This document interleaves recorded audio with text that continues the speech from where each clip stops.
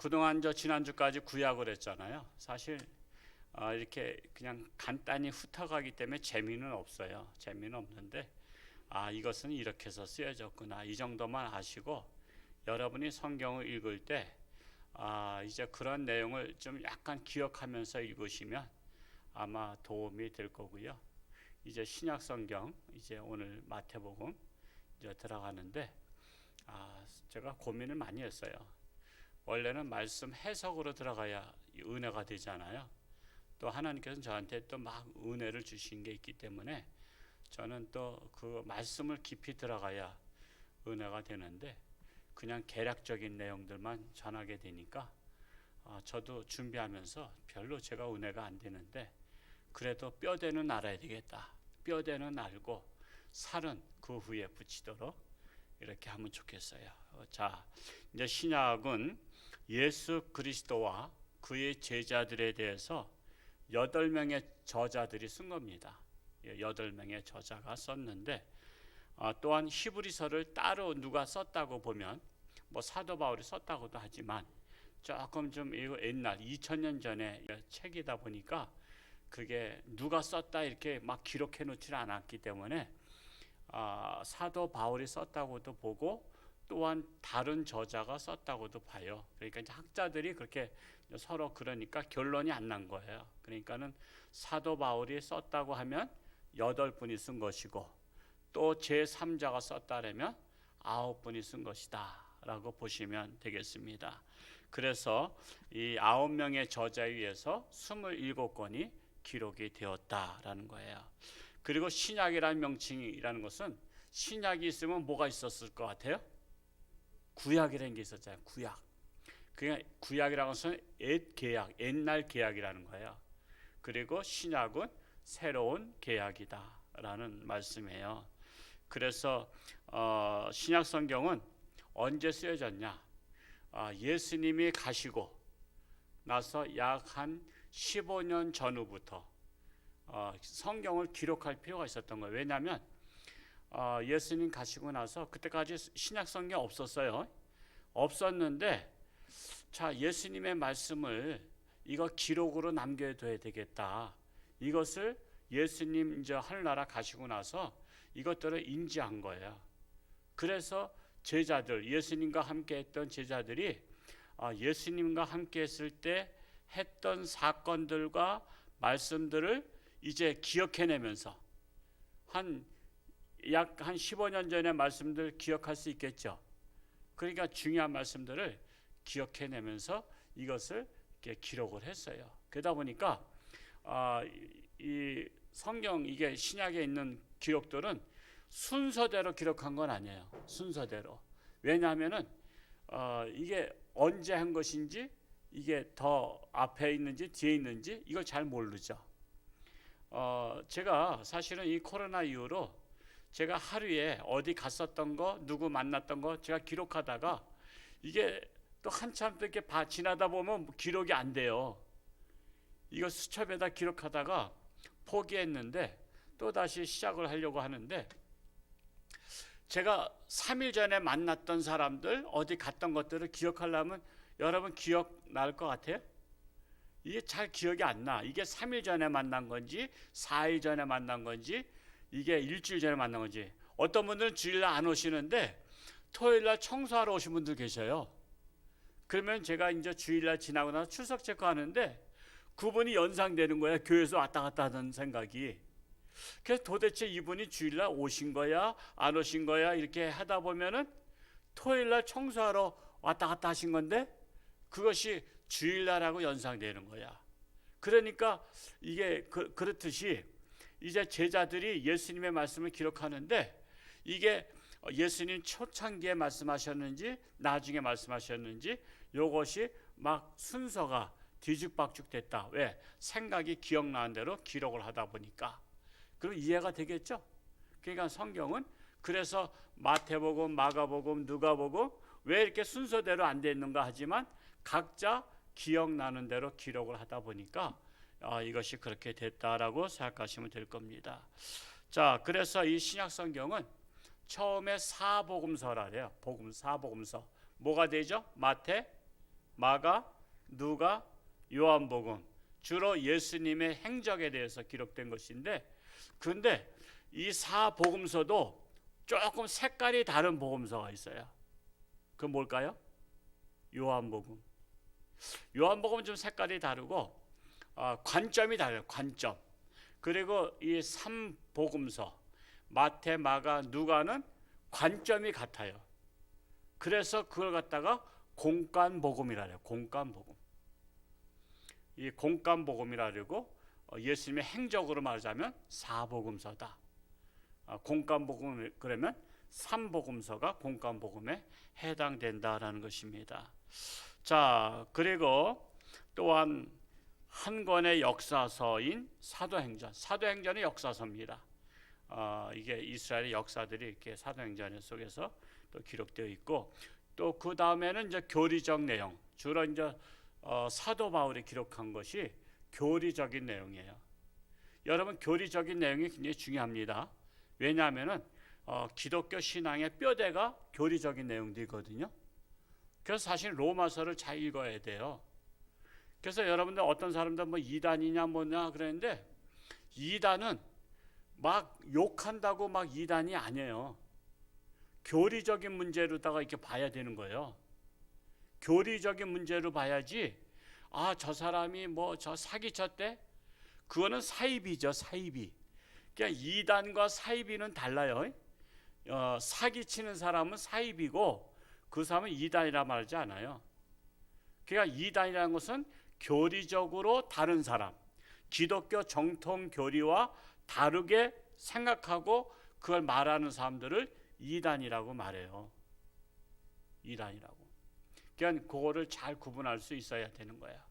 그래서 예를 들어서 신천지라든가 여기는 교리적으로 이단인 거예요. 이단들 중에서 어떻게 보면 기독교인들보다 더 신실한 분들 많아요. 저기 마리성도 예수 그리스도 교회라는 몰몬교회 있잖아요. 거기는 커피도 안 마셔요. 커피도. 몸을 해롭게 한다고. 우리는 술은 안 마시잖아요. 술, 담배 안 하는데 거기는 커피까지도 안 해요. 이 카페인이 우리 하나님이 주신 성전을 잘못 저기 한다고. 제가 그 몰몬교회 책도 읽어봤어요. 요셉 스미스라는 그 이제 창시자죠. 읽어봤지만 교리적인 데서 문제가 있었던 거예요. 성결한 것은 우리가 못 따라가. 성결한 것은. 그러니까 착하고 성결한 것 가지고 이단이냐 아니냐 하면은 그 이단은 구분 못 해요. 그들은 우리보다 더 거룩한 삶을 살기 때문에. 근데 교리적으로 들어가 보면 그게 허구인 것이 나타나는 거예요. 그래서 여러분들 어떤 사람이 이단이다 그럴 때는 그 사람이 생활을 보지 말고 그 사람의 그 신앙관이 뼈대가 뭐냐를 볼 줄 알아야 돼요. 그래야 이단을 딱 구분해요. 그래서 저희 같이 이제 신학을 한 사람들은 그 사람하고 메시지를 딱 들어보면 그 뼈대가 잘못된 것을 딱 알면 그 반응이 일어난 거 있죠? 반응. 그건 무슨 반응이라 그래? 그 저희 산삼 먹고 나서 나타난 반응이 뭐죠? 에? 명. 하여튼 저 마스크 써서 불확실해요. 마스크 명연 반응. 그것처럼 목회자들은요, 딱 들으면은 그 명연 반응처럼 딱 거슬리는 게 있어요.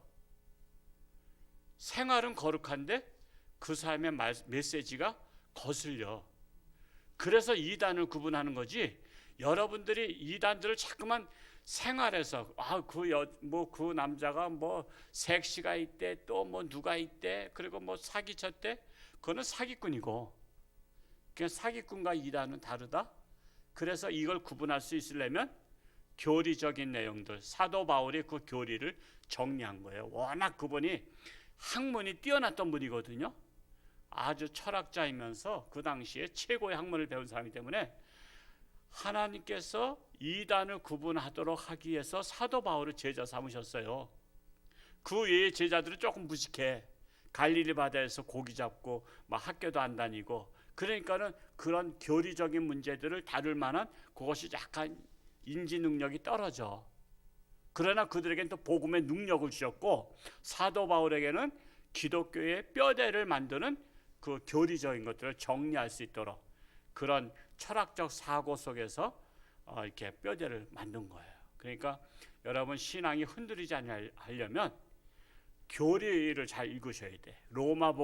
로마서부터 그 요한 1, 2, 3서까지 이것을 잘 읽어야 신앙에 흔들림이 없다라는 사실을 여러분 아셔야 됩니다. 그리고 이제 마지막에 요한계시록은 묵시록, 즉 예언서라고 말할 수가 있습니다. 자, 그래서 아까도 말했지만 공간복음이라는 것은 그 내용과 표현 방식에 있어서 상호 긴밀한 유사성, 연관성을 갖고 있는 것을 공간복음이라고 하는데, 이 공간복음이라고 이게 붙인 것이 처음부터 그런 게 아니라 이제 신학자들이 이거 성경책을 연구한 분들이 있어요. 여러분 의사라고 하면은요, 의사가 교수, 그러니까 의학을 연구한 사람이 있고 또 현장에서 수술한 사람들이 있고 다 그런 것처럼 이 목사도 성경을 연구만 하는 분들이 계시고 저처럼 이제 실전에 나가서 목회 현장에서 목회하는 목회자가 있어요. 근데 이제 신학자가 성경을 이제 꿰뚫어보고 하다 보니까 이것이 마태, 마가, 누가복음은 좀 같은 관점에서 기록이 됐구나, 이걸 알게 된 거야. 그래서 이걸 갖다가 공간복음이라고 했는데 그것이 중세시대 1774년도에 공간복음이라고 이름을 붙인 거예요. 그러니까 나중에 성경책을 읽고 나서 보니까 이건 공간복음이었다 한 거예요. 그리고 이 마태복음은 누가 썼을까요? 이거 모르면은 마태복음은 마태가 썼다, 마가복음은 마가가 썼다, 누가복음은 누가가 썼다, 요한복음은 요한이 썼다, 사도행전은 사도가 썼다. 근데 어떤 사도행전은 사도 바울이 썼다라고 보고 있습니다. 자, 이 복음서의 내용은 뭐가 중심이냐? 그리스도가 중심이에요. 그리스도. 다 그리스도를 나타내기 위해서 사건들이 여러 가지가 있지만 그러나 그 중심에는 항상 그리스도가 있다라는 거예요. 그래서 이 처음에 육신을 입고 오신 예수님, 그리고 십자가에 죽으시고 부활하신 예수님에 대해서 증거하는 내용. 예수님은 하나님이신데 육신을 입고 오셨다. 그리고 그분은 우리 죄를 위해서 죽으셨다, 십자가를 지셨다는 내용을 증거하고 있어요. 이 마태란 사람은 가버나움 출신인데 그의 직업은 무엇이었을 것 같아요? 직업. 요즘 말하자면 세무서, 세리라고 해요. 세리. 세무서 직원이었었는데 그 당시에 세무서 직원은 인정받지 못했어요. 왜냐하면은 그 이스라엘이 로마의 식민지였어요. 그래서 로마의 식민지다 보니까 세리들하고 그 세무서 직원하고 로마의 그 공무원들하고 결탁이 된 거야. 그래서 네가 세금을 많이 걷어서 네가 그냥 요즘 말로 말하자면 너 삥땅 쳐도 괜찮아. 그거 삥땅이라고 하잖아요. 저속한 말인데 너 예를 들어서 한 20만 원 걷어. 그 10만 원은 너 가져. 그 10만 원만 내. 그래서 세리들은 부자들이 많았어요. 삭개오도 부자였잖아요. 그러니까 자기가 예수님 만나니까 양심에 걸려가지고 내가 남의 것을 착취한 것이 있으면 4배로 갚겠나이다. 사실은 다 착취한 거나 마찬가지인데 그 정도로. 그래서 이스라엘 나라에서는 세리들은 매국노로 봤어요. 그 매국노로 봤던 그 마태가, 즉 그러니까 예수님의 제자들은요 별로 지역사회에서 인정을 받지 못하고 있었던 그 세리라든가 또 어부 출신이라든가 다 그랬어요. 근데 그 마태가 예수님을 만나고 제자가 된 거예요. 이게 쉬운 일인지 아세요? 여러분 돈 잘 버는 사람이 직장 팽개치고 여러분 제자 되는 거, 선교사 나가는 거 쉬워요, 어려워요? 여러분 어려운 거예요. 지금도 마찬가지. 여러분 은혜 받았다고 직장 예를 들어서 뭐 몇백만 원, 500만 원 받는데 여러분 그거 때려치고서는 선교사 나올 수 있어요? 우리 교회가 후원하는 분들 중에서 이재 선교사는 제가 청년 때부터 항상 영락 청년에서 같이 있었던 사람이지만, 옛날에 럭키회사, 저기 여의도에서 럭키회사에 근무하다가 어느 날 직장을 그만두겠다 해서 저도 이 좋은 직장을 왜 그만두냐 그랬더니 목회해야 되겠다는 거야. 내가 이 직장 다니면서 월급 받는 게 의미가 없대. 내가 돈 버는 게 의미가 없대. 제가 좀 말렸었거든요. 사실은 청년 때. 저보다 이제 3살 많은, 저 2살인가 3살 많은 선배지만, 아니 그 좋은 직장을 왜 그만둘라래요. 그 직장 계속 다니지 했더니, 내가 돈 버는데 내가 의미가 없대. 재미가 없대. 내가 주님의 복음을 전하는데 내가 가야 되겠다고. 그래서는 그분 럭키 회사를 그만두고 그 신학을 한 거예요. 그리고 러시아로 갔잖아요. 손옥순 선교사, 독일 선교사 있죠? 그분도 80년대 그 한미은행, 그 당시 한미은행이 굉장히 좋았어요. 우리나라 은행들하고도 좋지만 외국인 은행 회사는 더 대접받았죠. 그 손옥순 선교사도 저보다 2살 많은 선배인데 어느 날 은행을 그만둔 거야. 그래서 왜 그만둔가 했더니 신학을 하기 위해서 그래가지고 선교사로 나가야 되겠다고. 그래서 그 좋은 은행을 그만두고 신학을 하고 선교사로 멕시코로 갔다가 또 이제 또 지금은 독일로 가 있잖아요. 사실은 멕시코 가기 전에 또 어떤 나라 가 있었는데 그냥 몇 개 나라를 갔어요. 선교사가 다른 나라 간다는 것은 그 나라 언어를 또 공부해야 되는 거 아시죠? 여러분 다른 나라 언어 공부하는 게 쉬운 게 아니잖아요. 오태근 선교사가 캄보디아 가서 5년 동안 지가 났대. 캄보디아 말이 또 이게 앵앵앵앵 거려. 그러니까 이게 도대체 무슨 말인지를 못 알아들어. 필리핀도 그래요. 뭐 따갈로그어라고 하는 것도 앵앵앵, 거기다 동남아는 앵앵앵앵 거려. 그러니까 이 말을 알아듣기도 힘들고 말하기도 힘들어. 발음도 잘 안 돼. 한 5년 동안 지가 났어. 근데 손옥순 선교사는 머리가 좋은 사람이야. 그러니까 80년대 영어를 잘해서 한미은행 들어갔다가 멕시코 가니까 스페인어를 또 배우고 또 독일로 갔으니까 독일어를 배우고 각 나라 간 데마다 그 언어를 다 습득하면서 지금 독일어로 다 지금 선교하고 있단 말이에요. 또 중동 사람 대하려니까 중동 아랍어를 또 배우고. 그러니까 그렇게 하면서 사명을 가지고 한 거예요. 자, 제가 뭘 말씀드리냐면 마태가 세리로서 돈을 잘 벌었다 이거야. 우리나라도 70년대 80년대 돈 잘 번 거 아시죠? 세무서 직원이다 그러면요 1년에 집 한 채 샀다 소리 있었어요. 그것처럼 돈을 잘 벌었다고. 잘 버는데 그거를 때려치고 예수님의 제자가 된다는 거 여러분 쉬운 게 아니에요. 쉬운 게 아니에요. 지금 직장 우리가 때려치는 것보다 더 힘들어. 그런 결단을 했던 거야. 결단. 근데 세리가 예수님 제자 되니까 대접받았냐? 그건 아니에요. 아유 예수 하나님의 아들이라는 사람이 저런 세리 남의 돈이나 삥 쳐먹고 이렇게 했던 사람을 제자로 삼아 도리어 예수님도 욕먹고 마태도 저런 게 예수 제자야? 하나님의 아들이라는 사람의 제자가 무슨 저 세리 남의 돈을 착취했던 사람이 무슨 제자야? 여러분 이런 비난을 받았다고. 그래서 성경은요 그 시대를 이해하지 못하면 그냥 단순하게 읽을 수밖에 없어요. 그런 비난을 무릅쓰고 예수님은 제자로 삼으셨고 마태는 그런 좋은 일확천금을 벌 수 있는 그 자리를 팽개쳐버리고 예수님의 제자가 된 거예요. 그럴 때 우리는 나도 그럴 수 있을까 생각해보면 그 쉽지 않다는 것을 알 수가 있어요. 그러니까 참 대단한 거야. 대단한 거야. 여러분 이렇게 말씀을 듣지 않으면요 그냥 마태복음 그러면 그냥 아무 생각 없이 그냥 1장 들어가고 마가복음을 1장 들어가고 이렇게 해서 그냥 읽어버리지 마태가 도대체 어떤 사람이야? 하면서 마태를 생각하면서 읽지 않는단 말이에요.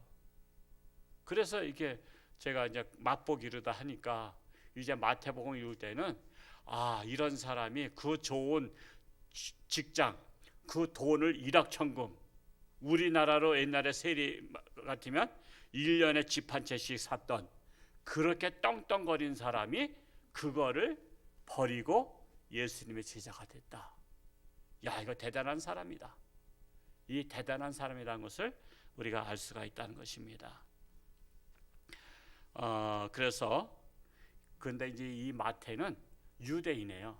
정통 유대인이다 보니까 유대인들을 위해서 쓴 복음서가 마태복음이에요. 유대인들을 위해서. 그리고 이제 사도 바울 같은 경우는 이방인을 위해서 쓴 거예요. 그러니까 이제 관점이 다르죠.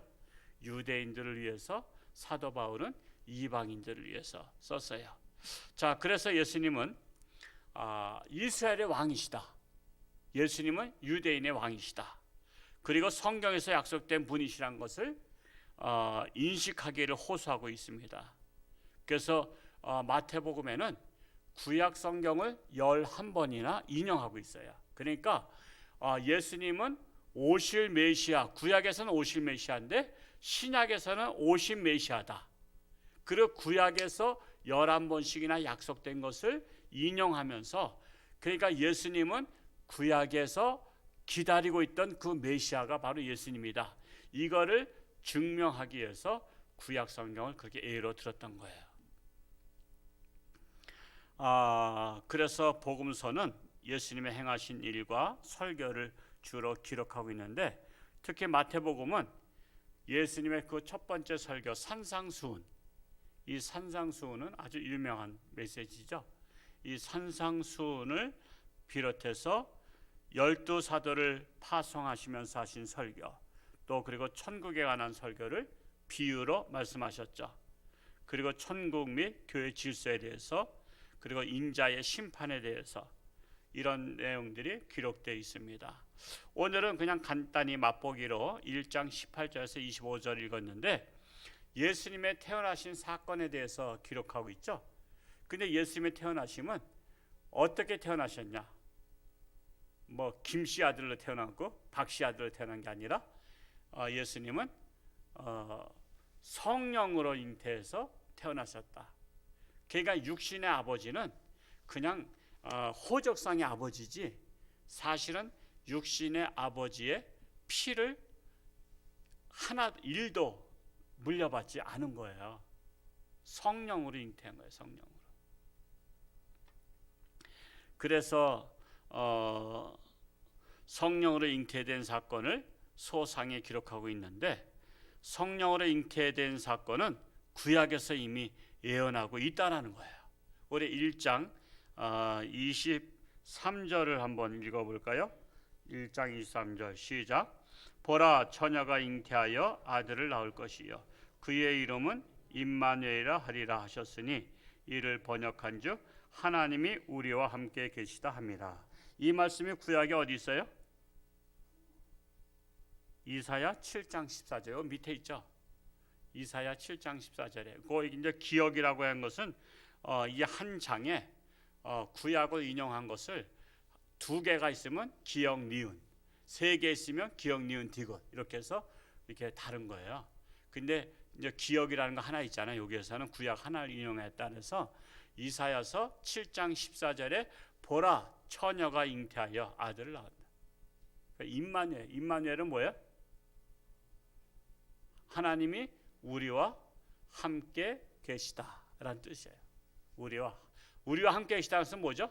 하나님이 성육신 하셔서 우리와 함께 이 땅에 오셨다라는 뜻을 갖고 있는 거예요. 그래서 예수님은 성령으로 잉태했지, 사실 요셉이라는 아버지는 그냥 육신적인 그냥 이렇게 혈통의 아버지가 아니라 그냥 기록되어 있는 아버지입니다. 그래서 사실 요셉이 잉태된 것을 알고, 아니 나하고 첫날 밤도 안 지냈는데 이거 잉태되니 이거 말도 안 돼. 그래서 가만히 꿈고자 했지만 또 성령께서 나타나셨죠. 그러니까 여러분 성령의 사건을 잘 보셔야 돼요. 어떤 사람이 뭐 당신 말이야 너 뭐 어떻게 하라 뭐 이렇게 하라 그러면 성령께서 양쪽에 다 알려주셔요.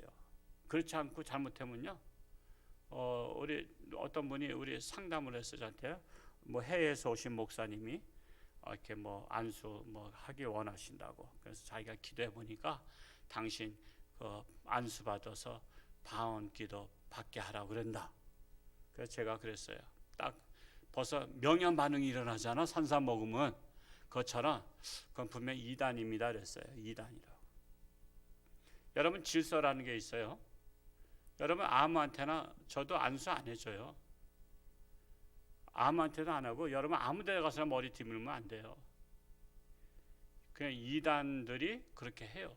그 수법으로다가 안수 해준다고. 그래서 그거는 이단이니까 더 이상 같이 군매했던 사람이 자꾸만 이렇게 만나자 그러고 그게 기도 받으러 가자 그러는데 그거 하면 안 돼요. 그냥 자기 목사님한테 받으면 돼요. 질서.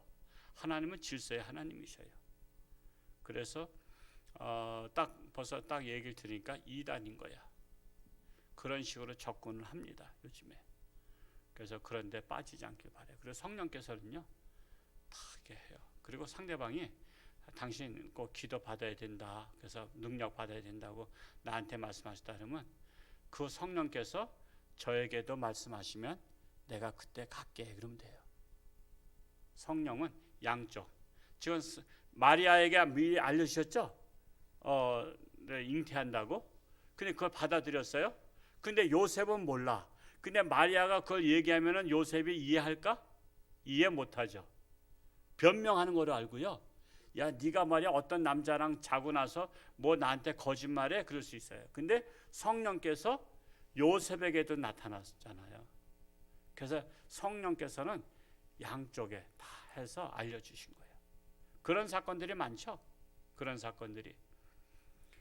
그래서 우리가 그런데 이단에 빠져서는 안 된다는 거예요. 그러니까 요셉이 그래서 마리아를 받아들였죠. 처녀가 잉태한 것을 성령께서 자기에게도 알려주셨기 때문에 남들은 뭐라 그래도 그 내 아내로 맞이한 거예요. 그렇게 해서 뭐 여기 족보상에는 요셉의 아들로 태어났지만 사실은 성령으로 잉태한 것이다라고 말씀하고 있습니다. 자, 그래서 예수님이 하나님의 아들이심을 증명하기 위해서 성령으로 잉태하심을 강조하고 있는 이유는 유대인들한테 아니 요셉의 아들이 무슨 하나님의 아들이야 이런 것을 오해를 불씨시키기 위해서 이 역사를 그대로 기록한 거예요. 그는 육신의 아들이 아니다. 하나님이 성령으로 잉태한 것이다. 근데 어떻게 그럴 일이 있을 수 있냐? 사람이 여자가 남자와 관계없이 어떻게 임신하냐 그랬는데 이거는 정말 무식한 소리예요. 자, 하나님께서 천지 만물을 뭐로 창조하셨죠? 그냥 말씀으로 한 거예요. 말씀으로. 이스라엘은 있는 거예요. 여러분 옛날에 저기 그 아라비안 나이트인가 뭔가 열려라 참깨 그거 아시죠? 아니 열려라 참깨 아닌데 문이 열려.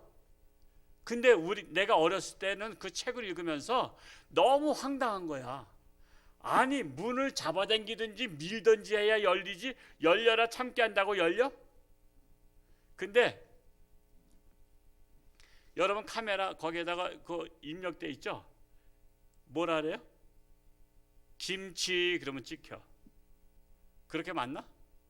김치 그러면 찍힌다니까? 그거 할 줄 아시면 손 들어봐.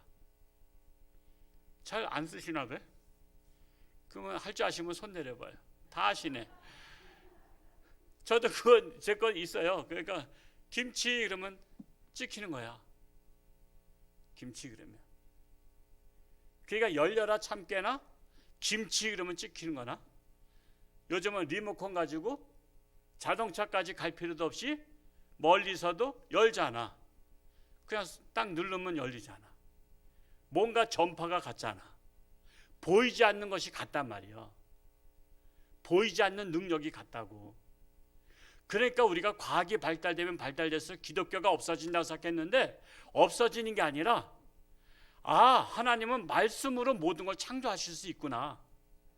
빛이 있으라 그러면 빛이 있고, 그냥 뭐 짐승이 있으라 그러면 짐승이 있고, 그냥 말씀으로 한다는 것이 이해가 되는 거야. 말씀으로. 오늘 날씨, 그러면서 그거 누구한테 얘기하지? 그 어떤 여자 나오더라고. 네, 그러면 오늘 홍천 날씨. 저는 조금 좀 고개 좀 낯간지러서 잘 못 물어봐. 얼굴 빨개져. 그 아가씨가 민수 씨 뭘 원하세요? 그렇게 할까봐. 근데 오늘 집사람이 잘 쓰는데 홍천 오늘 날씨 그러면 예 오늘 아침 날씨는 몇 도고 낮에는 몇 도입니다. 이렇게 말하더라고. 근데 어떤 때는 저하고 집사람하고 이제 응접실에 앉아서 크게 말하다 보면 거기서 답을 하네. 네, 다시 한번 말씀해 주세요. 이렇게. 이게 다 듣고 있는 거야. 예? 그래서 여러분, 제가 지금 말씀드린 거는 성령으로 잉태하는 게 말도 안 된다고 옛날엔 그랬어요. 60년대, 70년대는 그랬어. 그건 되지 않는다. 여자가 남자랑 하룻밤을 자든지 해야지 잉태하지 무슨 그게 되냐 그랬는데, 오늘날 과학이 발달되다 보니까 말씀으로 잉태할 수 있구나. 성령으로 잉태할 수 있구나. 말씀으로 천지 만물 창조할 수 있구나. 이것이 증거가 되는 거야. 과학이 발달되면 발달될수록 하나님의 무한하심과 능력을 우리가 알 수 있는 거야. 그래서 이런 것을 전제로 해서 마태복음을 잘 읽으시면 더욱더 은혜가 될 줄로 믿습니다. 기도합시다.